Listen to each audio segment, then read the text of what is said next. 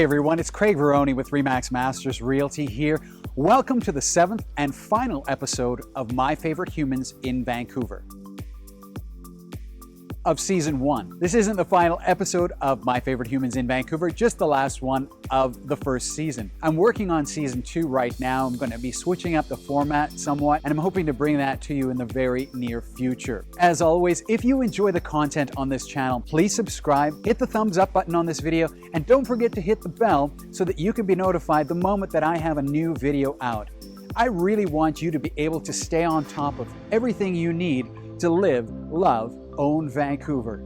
This episode and the person in it are very close to my wife and I's heart. She doesn't get involved in the videos that I normally create, but it was a special request of hers that I finish Season 1 by interviewing this person. You may or may not be aware that 5 years ago, our son William was diagnosed with type 1 diabetes. To say that our world changed in that moment is an understatement. But 6 months later, we met Ben. He was only 21 years old at the time, had already been living with T1D since he was approximately 13 years old, had already co-founded the Young T1 organization, and was making plans to attend medical school. He was the embodiment of everything that Tamara and I hoped William would grow up to be. Here was this handsome, charming, intelligent, passionate, driven young man living with T1D and thriving. Needless to say, we hit it off with him from the get-go, and our paths have crossed many times over the past 5 years. Now, on top of all the accomplishments that I've just mentioned about Ben, he's now in his second year of medical school, has built his own artificial pancreas and helps others do the same, and has worked on a number of the research trials happening right here in Vancouver, one of which may very well be the cure for type 1 diabetes. I am so excited to introduce to you one of my favorite humans, Ben Mamoun. My name is Benjamin Mamoun. I'm 26 years old and I'm born and raised in Vancouver. I'm just finishing up my second year of medical school, and I'm passionate about helping people who live with type 1 diabetes live the best life that they can live. I was diagnosed with type 1 diabetes when I was 12 years old. I was in grade 6 and it was spring break. I really took it by the horns and said, you know what, I've got this condition and I'm gonna do what it takes to still live as much of a normal life as I can. I met so many incredible people while I was diagnosed with type 1 diabetes that definitely inspired me to pursue my medical education. Public awareness about type 1 diabetes it's really complicated because there's another disease called type 2 diabetes, which is very similar to type 1, but also very different. And they shouldn't be called the same thing. And they're two totally different beasts, but they often get confused. And so there's a lot of misinformation about type 1 diabetes. There's an organization that I helped co-found called Young in T1 for young adults living with type 1 diabetes in Lower Mainland. And one of our first projects was creating this pamphlet for teachers, students, roommates, anyone who wanted to know a bit more about type 1 diabetes. And it's kind of like a little informational pamphlet that tells you this is what type 1 diabetes is, frequently asked questions, and it's a nice little thing that I gave to all my teachers throughout elementary school and high school, just to let them know quickly, because it's quite a complicated disease to wrap your head around, and we kind of summarized it nicely in this little pamphlet. We actually used that pamphlet at William's school because we were so that pamphlet that you created, we were able to use to give to William's teachers and use in the school. So thank you for the type 1 diabetes community. There's so many places to get involved, but the first place I started, and where most people start, is the jdrf. They're the leading organization funding for research to cure type 1 diabetes. Camp Kakamela is a summer camp for youth living with type 1 diabetes, and it's run on Gibson's, and it's the best time ever. The kids go there for a week or 2 weeks, and there's a medical team that manages their blood sugars and their insulin regimens, and you're just free to be like a camper and go out and kayak and play all these games and canoe and go on excursions, and it's so great. I went as a camper, and then I went back as what they call a midnight rambler, which is part of the medical team. You're going into the cabins when the kids are sleeping at 12 a.m. and 3 a.m. and you're checking their blood sugars to make sure that they're safe and they're not too low or too high. So yeah, I've worked at the summer camp, I've volunteered with the JDRF through lots of their walks, and they have a gala every year. The biggest thing is starting young in T1. There was really nothing at the time for young adults living with type 1 diabetes. When you turn 18, you graduate from pediatric healthcare into the adult healthcare world. There's not as many resources out there for young adults. You're kind of like on your own. One of our first big events was this big symposium that we called T1D Unspoken Truths, where we kind of talked about all of the issues that are kind of really not spoken about as much, like pregnancy and diabetes, or mental health and diabetes. And we had like 100 people come, and it was a huge success. We're at over 500 people now in our Facebook group, and we have events throughout the month. We're actually having one in 2 days, and it's very exciting. We're calling it T1D Research Works. We've invited a bunch of diabetes labs from across the Lower Mainland, and they're coming to present their research to type 1 diabetes. But normally, like, research events are very like scientific and research focused. There's only really other researchers there. But we are kind of bringing the type 1 diabetes community and the research community together in one place. And it's a really interesting mix to see people who have been researching this condition for years, and then people who have been living with this condition for years kind of come together and interact in such a cool venue. We're going to be at the Uber Lounge downtown, and it's just going to be really fun and a great night. To me, you are the perfect bridge between the research community and the T1D community, because you live with T1D and you are pursuing a medical career. You're at the end of your second year, and you're going to become a medical doctor. So you are that perfect bridge between those two communities. You built an artificial pancreas, essentially, right? Type 1 diabetes, we do not make insulin. We have to give it exogenously. And what that means is you either have to inject it with a needle, or you have to have a little machine called an insulin pump, which has a little vial of insulin, and that automatically pumps it into your body. I can kind of show you. This is what an insulin pump looks like. And it's got a little reservoir here full of insulin. When I want to give insulin to myself, the insulin runs through this cord and comes into my body in the interstitial tissue. Normally how it works is whenever you want to eat food, you need to give the appropriate amount of insulin, because what insulin does is it allows the glucose from the food that you eat to enter your cells. And so whenever you eat something with sugar in it, you need to give an appropriate amount of insulin. But also your liver is constantly producing insulin to keep your body alive, because it's constantly producing a source of glucose to keep your body alive, because glucose is so important for all of your body. It needs it to function properly. And so when your liver does that, you need what's called a basal rate of insulin to just continuously manage that glucose that your liver is producing. And so what the pump does is you can program it to give insulin in different dosages throughout the day, but you're kind of limited in the fact that you're set at those rates. Yes, you can adjust them yourself, but once you program them in, that's what the pump is going to deliver. So it's automatic in a way that you don't have to give shots of insulin, but it's not fully automatic in that you still have to control what the dosage of insulin you're giving is. I want to interject here just for a second, because most people who have no idea what type 1 diabetes is, and when their understanding of the pump is that it's this magic bullet. It's the magic. Once you're hooked up to the pump, that's it. You never have to worry about your diabetes again, because it's doing all the work for you. But that's not the case. No.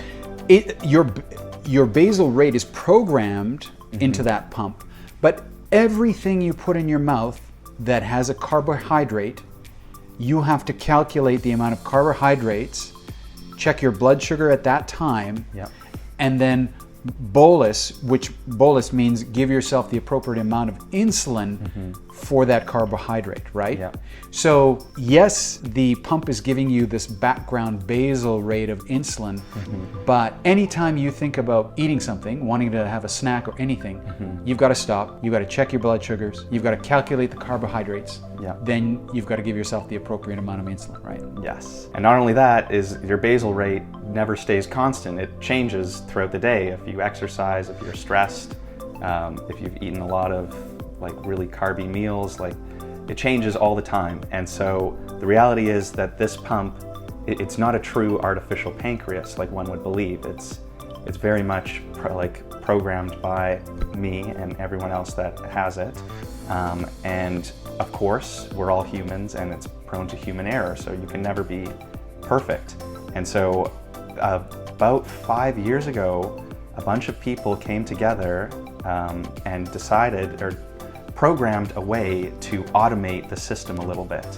And what they found was that these models of insulin pumps had a vulnerability in their software in which you could send a command to it wirelessly without anyone touching the pump. Normally you have to press the buttons and program the doses, but they found a way to communicate with the pump wirelessly.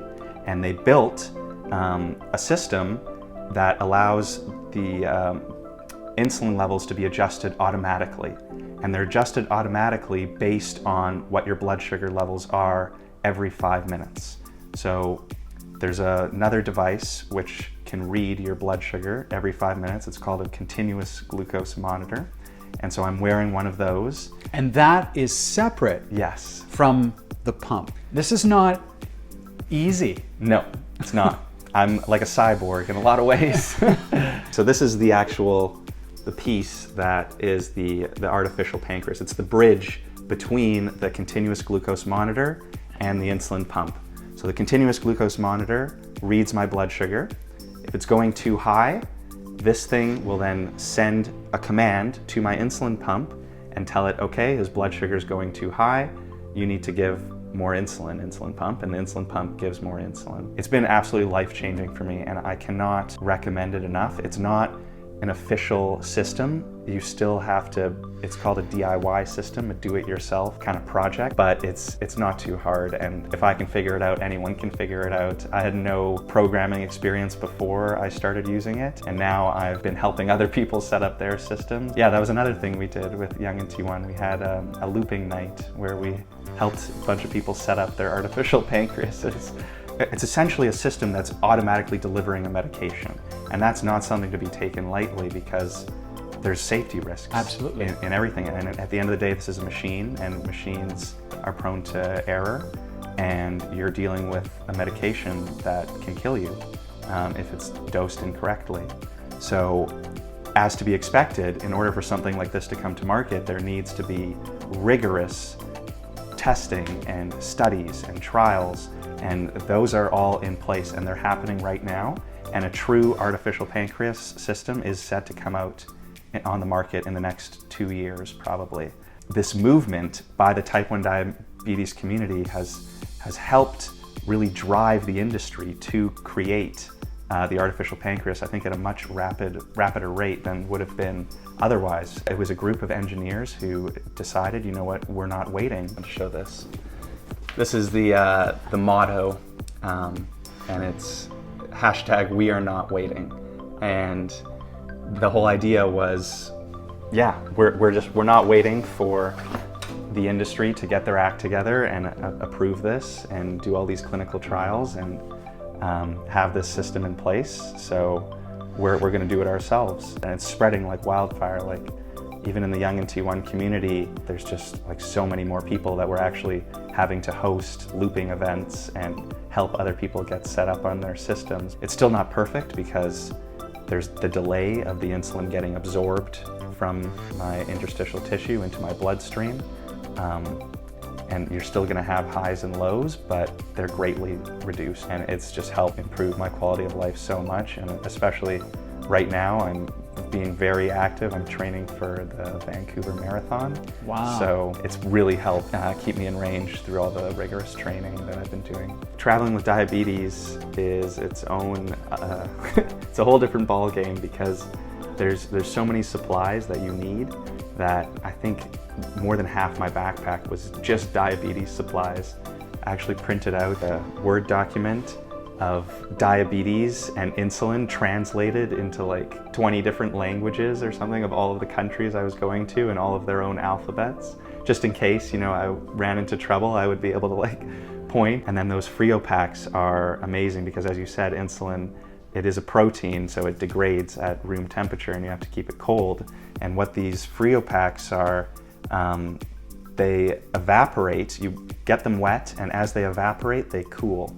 And so when I was in hostels or wherever I would just go to the sink and run it under some water, and then you have like a little cooling case for the next couple days until you need to wet it again. And that was a great way of keeping the insulin cold. One of the scariest things about traveling with diabetes is like your backpack is your life, basically. If you lose that backpack and you don't have insulin, you're gonna have a very bad time very fast. So I also made sure that if I was traveling with someone, I had like a little spare kit in their backpack as well, just in case. Where does the drive come from? Where does that passion come from? Yeah, the drive, it just really comes from wanting to help people and having a community that's readily available to help me if I ever need it as well. That's what diabetes is like, you know, I kind of think of it like a room full of candles. If you have just one candle, you're not very bright, but you can use that candle to light all the other candles, and soon the whole room is illuminated. I love that metaphor. Yeah. I love that metaphor. I would say that the mental health aspects of living with a chronic disease like type 1 diabetes is enormous and very underlooked. Diabetes burnout is absolutely real, and that happens to people living with type 1, and that happens to their caregivers as well. Depression and diabetes go very hand in hand, and there's eating disorders and diabetes. If I have one message, is that don't be afraid to reach out and join these networking organizations like Young and T1 and JDRF and Diabetes Canada, and start to meet other people living with type 1 diabetes, because you can't manage this on your own. You need like a whole army. You need a pharmacy team, you need your doctor, you need your friends, you need a dietitian. There's just so many people who are there and ready to help you. All you have to do is just reach out and not be afraid to ask for help when you need it. Nighttime is definitely a scary time because you're asleep and you don't know what your blood sugar is unless you have a parent come in and test it with a glucose meter. It's definitely scary, and you do hear stories of people who are young kids or teenagers or adults passing away in the middle of the night because their blood sugars went too low. And what's really helped change my life is wearing a continuous glucose monitor, and that way I don't have to test my blood sugar to find out what it is. It's automatically being sent to my phone every 5 minutes, and if I do go too low, my phone will alarm and wake me up. But again, it's a machine, and like anything, it can fail. It has a name. It's called dead in the bed syndrome. Mm-hmm. And I didn't know about it for the first year of William's diagnosis. I was blissfully ignorant about that. My life changed at that point. I have not had a single night's peaceful sleep where I don't worry about, is he alive or is he dead? It's a crushing feeling. It's a horrible feeling to have all the time, every day.